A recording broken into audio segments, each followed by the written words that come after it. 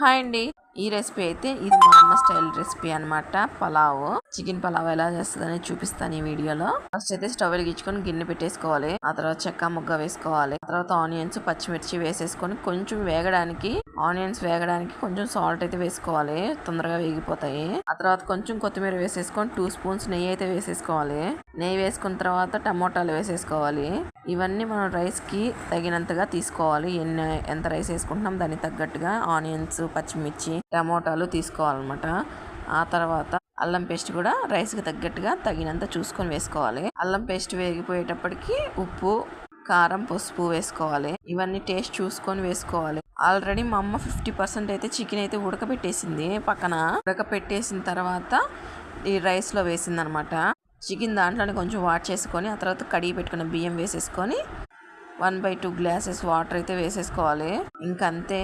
ఆ chicken pieces పెట్టుకొని ఇంకా పలావు, పెరుగు చట్నీ, గోంగూర పచ్చడి ఇవన్నీ అయితే చేసింది, నేను చూపించలేదు. ఇంకా ఫ్రై పీస్ నంచుకొని తింటుంటే అసలు నెక్స్ట్ లెవెల్. ఇంకా ఈ వీడియో నచ్చితే లైక్ చేయండి, ఛానల్ సబ్స్క్రైబ్ చేసుకోండి. మీరు ఎలా చేస్తారో కూడా కామెంట్ చేయండి. పలావ్ టేస్ట్ అయితే అద్దిరిపోయింది.